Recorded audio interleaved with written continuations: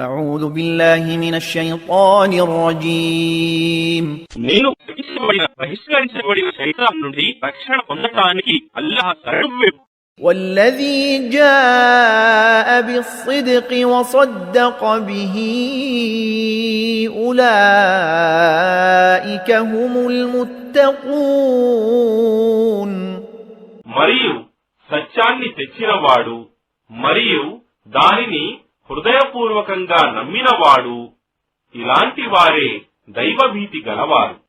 لهم ما يشاءون عند ربهم ذلك جزاء المحسنين.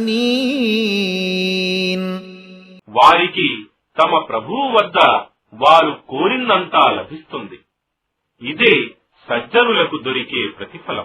ليكفر الله عنهم أسوأ الذي عملوا ويجزيهم أجرهم بأحسن الذي كانوا يعملون.